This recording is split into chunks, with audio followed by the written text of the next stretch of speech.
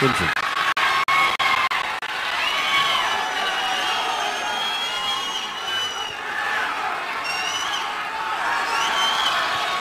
ఒక్క నిమిషం, కొంచెం నిశ్శబ్దం పాటించండి దయచేసి. కొంచెంసేపు నిశ్శబ్దం పాటించండి దయచేసి.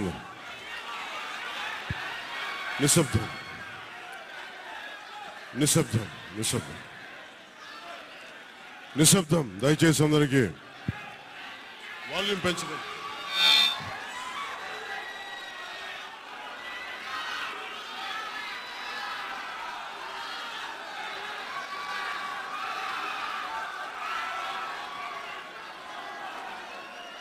వాల్యూమ్ పెంచు. కొంచెం నిశ్శబ్దాన్ని పాటించండి దయచేసి. అంతా మాట వినిపించట్లా. Sound correction.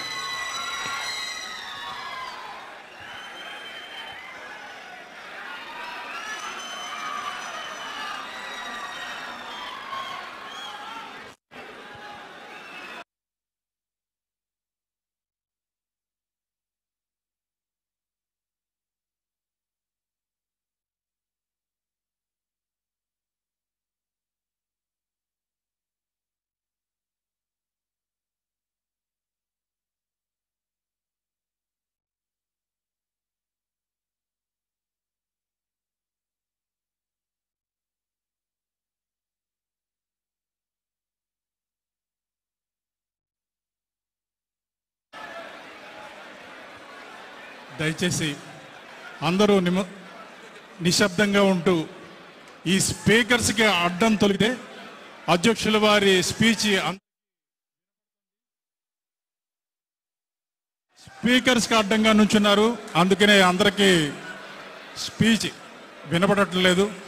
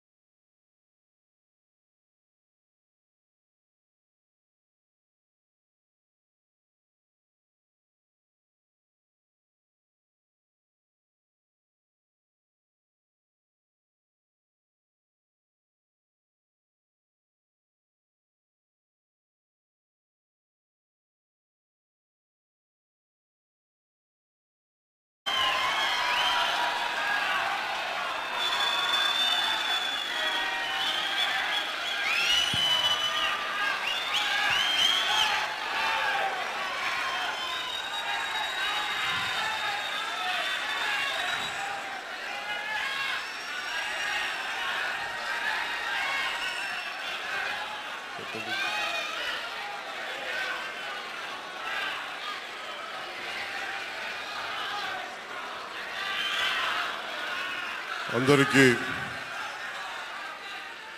చాలా చారిత్రాత్మకమైన రోజు ఇది.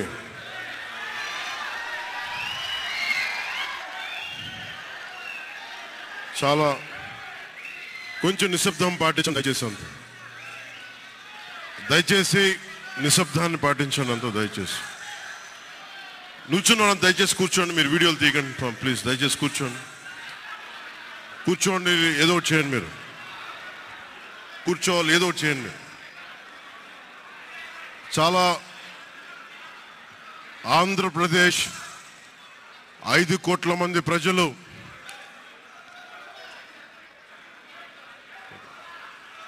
మీరు కూడా కూర్చోండి.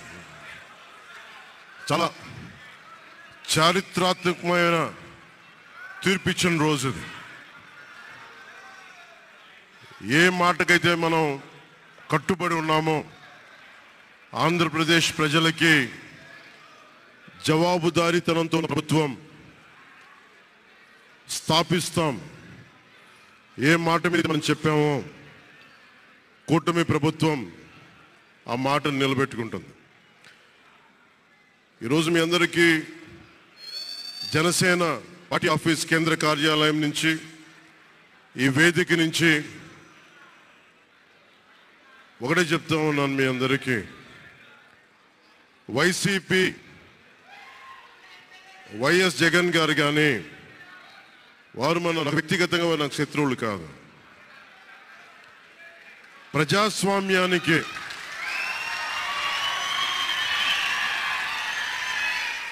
ఇది ఓడిపోయారు కదా అని చెప్పి జనసేన నాయకులుగా గుర్తుపెట్టుకోవాల్సింది. ఇది కక్ష సాధింపు సమయాలు కాదు. 5 కోట్ల మంది ప్రజల కోసం పనిచేసే సమయం ఇది. 5 కోట్ల మంది పైచులకు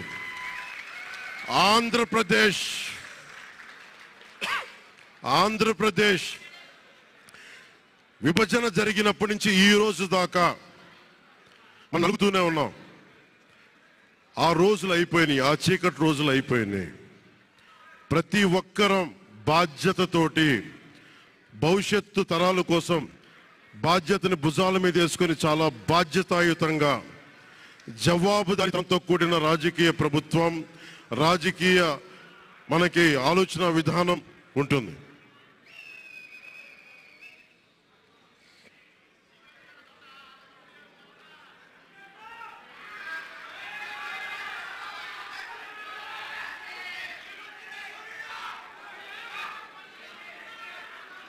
నేను ఆలోచిస్తా ఉన్నాను ఒక క్షణం, ఏం మాట్లాడాలి ఈ రోజు అని. ఒక నిమిషం, ఏం మాట్లాడాలి ఈ రోజు అని అనుకుంటా ఉన్నాను. నా జీవితంలో ఎప్పటిదాకా విజయం తెలియదు నాకు.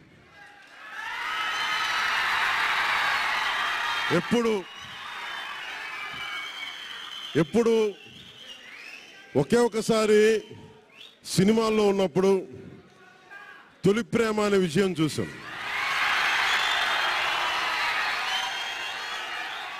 ఆ తర్వాత నాకెవ్వరు నేను విజయం సాధించానని కానీ డబ్బులు వచ్చినాయని కానీ ఏ ఒక్క సినిమా విజయం చెప్పలే నాకు. నా జీవితం అంతా ఎప్పుడు కూడా దెబ్బలు తింటానో, మాటలు పడతానో, తిట్టించుకుంటానో. నేను ఎంత ఎదిగా నాకే తెలియదు. మీ గుండెల్లో ఈ రోజు నన్ను తీసుకొచ్చి 21 గెలిచే వరకు నాకే తెలియదు.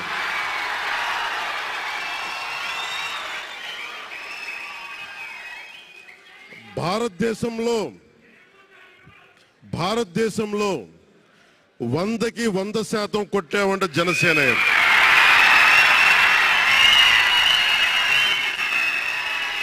100కి 100. ఇది ఎందుకు ఈ విజయం జనసేన లేదంటే జన సైనికుల్లో, వీర మహిళల్లో జనసేన నాయకులది కాదు, కేవలం వారిదే కాదు, 5 కోట్ల మంది ప్రజల ఆకాంక్షదే. మార్పు కావాలి.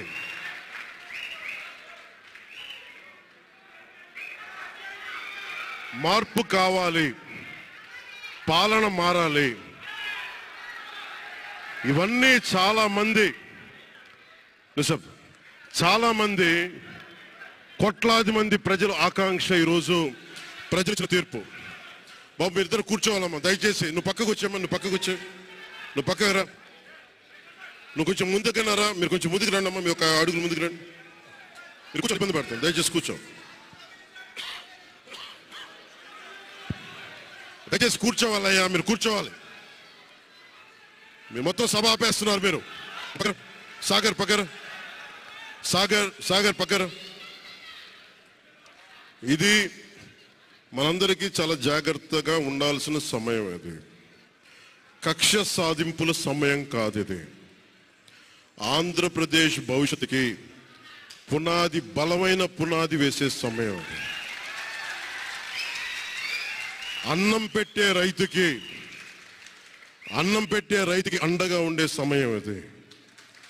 రక్షణ లేని ఆడబిడ్డలకి రక్షణ కల్పించే సమయం ఇది. ఆడబిడ్డల్ని, మహిళల్ని వారి కాళ్ళ మీద వాళ్ళు నిలబడగలిగేలా చేసే సమయం ఇది. నేను ఈరోజు ప్రభుత్వ ఉద్యోగులు కూడా మాటిస్తున్నాను. కంట్రిబ్యూటరీ పెన్షన్ స్కీమ్ నేను చెప్పాను, నేను బాధ్యత తీసుకున్నాను, నేను మర్చిపోలా. ఏరు దాటాక తెప్పతలిసే రకం కాదు నేను. కాంట్రిబ్యూటరీ పెన్షన్ స్కీమ్ దానికి సరి సమానంగా అది కానీ మీకు న్యాయం వచ్చేలాగా సంవత్సరం లోపు తీసుకొస్తాను అని మాట ఇచ్చాం. తీసుకొచ్చి తీరుతాం, ఆ మాట మీకు ఇస్తున్నాం. మెగా డిఎస్సి నోటిఫికేషన్ విడుదల చేయించే బాధ్యత మనం తీసుకుందాం. యువత విలవిల్లాడిపోతా ఉన్నారు, యువత నలిగిపోతా ఉన్నారు. మీ చదువులకి తగ్గ ఉద్యోగాలు కానీ, మీ స్కిల్స్ని పెంపొందించి మీకు ఉద్యోగాలు కానీ, నేను మీకు చెప్తున్నా, నాకు చాలా పెద్ద బాధ్యత ఇచ్చారు ప్రజలు. ఈ రోజున మామూలు బాధ్యత ఇవ్వాల. గెలిచింది, పోటీ చేసింది 21, 2 పార్లమెంట్లు గెలిచింది 100%. కానీ బాధ్యత ఎంత ఉందంటే 175 సీట్లు మనమే గెలిస్తే ఎంత బాధ్యత ఉందో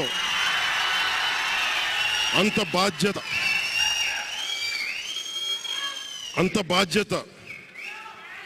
బాధ్యతతో మేము పనిచేస్తాం. యువత నలిగిపోయారు, నేను మర్చిపోలేదు. ఆడబిడ్డలు ఇబ్బంది పడిపోయారు, మేము మర్చిపోలా. సగటు మధ్యతరగతి మనుషులు నలిగిపోయారు. రోడ్లు వెయ్యలా, గుంతలేశారు, అరాచకం చేశారు. అవన్నీ శాంతి భద్రతలు చాలా చాలా బలంగా ఉంటాయి, మీకు నేను మాటిస్తున్నాను. అతి తక్కువ వ్యవస్థల్లో రాజకీయ ప్రమేయం చాలా తక్కువ ఉండేలాగా, అధికారుల్ని వారి పని చేసుకునేలాగా ఈ ప్రభుత్వం ఉంటుంది, కూటమి ప్రభుత్వం ఉంటుంది. రైతుకి కష్టం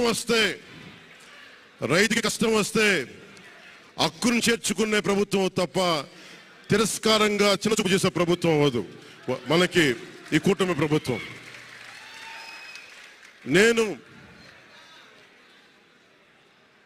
నాకు రాజకీయాలు డబ్బు అవసరం లేదు. నేను మీకు మళ్ళీ చెప్తున్నాను. మీకు నేను డబ్బుల కోసం, పేరు కోసం రాజకీయాల్లోకి రాలేదు. మీలాగా నలిగిపోతారు చూస్తారా ప్రతి ఒక్కళ్ళు. సగటు మనిషి మాకు ఎవడు ఉండేంటి, నాకు కులం లేదు, మతం లేదు, నా కష్టాన్ని ఎవరు చూడరేంటని ప్రతి ఊర్లో ఉండే ఒక సగటు మనిషి అనుకుంటాడు. ఆ మనిషి కష్టాలు నేను చూసిన వాడిని. ఆ మనిషికి భుజం కాయడానికి నేను వచ్చాను రాజకీయాల్లో.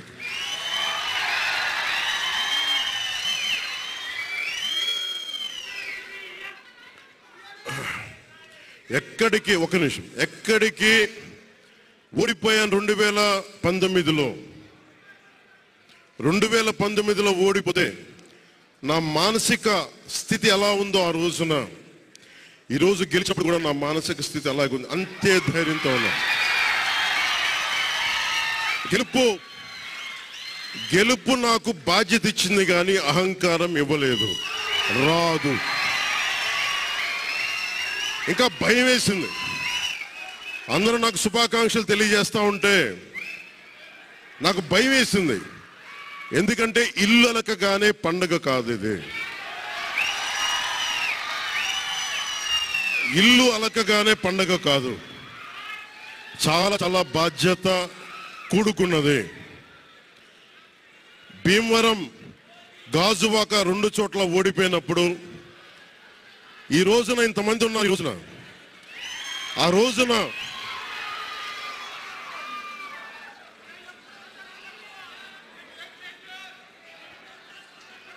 ఆ రోజున నా పక్కన నన్ను నమ్ముకున్న కొద్దిమంది తప్ప, కానీ నాకు ఒకటే అనిపించింది, నేను పరాజయం చూసి భయపడను, ఓటమి చూసి భయపడను.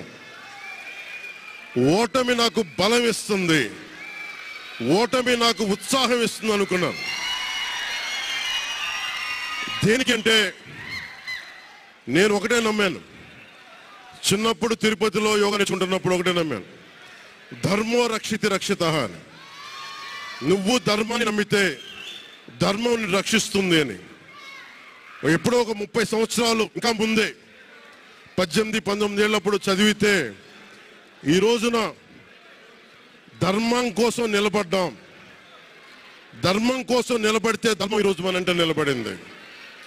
అందుకని మనస్ఫూర్తిగా ఏ శక్తి అయితే కనిపించని ఆ పరాశక్తి, కనిపించని ఆ దేవుళ్ళందరికీ కూడా దయచేసి అరవందం,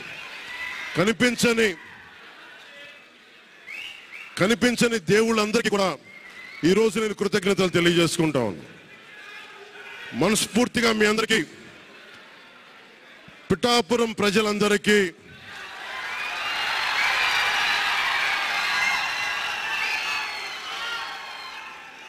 మీరు పిఠాపురం పురజనులకి, పెద్దలకి, ఆడపడుచులకి, అక్క చెల్లెలకి, యువతులకి, కథం తొక్కిన యువతకి, కథం తొక్కిన జన సైనికులకి, జనసేన నాయకులకి, తెలుగుదేశం నాయకులకి, తెలుగుదేశం శ్రేణులకి,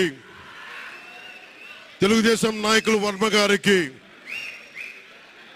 వారందరికీ కూడా నా ప్రత్యేక కృతజ్ఞతలు తెలియజేసుకుంటా ఉన్నాను. మీరు పిఠాపురంలో పవన్ కళ్యాణ్ గెలిపించలేదు. కేవలం పిఠాపురం ప్రజలు పవన్ కళ్యాణ్ ఒక్కడిని గెలిపించలేదు, 5 కోట్ల మంది ప్రజల్ని గెలిపించారు. మీరు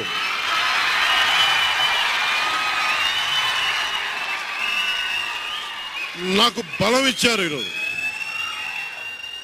మీరు గుండెల్లో పెట్టుకొని ఓడిపోతేనే ఇంత బలంగా నిలబడినవాడిని, ఇంత బలంగా నిలబడ్డవాడిని. ఇంత గెలిపించి కాదు మీరు ఇచ్చింది, చిన్నపాటి జయం ఇవ్వాల, ఆకాశం అంత విజయం ఇచ్చారు మీరు నాకు, మాకు, మా కూటమి ప్రభుత్వానికి. ఇది గుండెల్లో పెట్టుకుంటాం, నిలబడతాం, నిర్మాణాత్మకంగా పనిచేస్తాం. మీ కష్టాలలో మీ ఇంట్లో ఒకటిలాగా నేను ఉంటాను. మీ అందరికీ మాటిస్తున్నాను.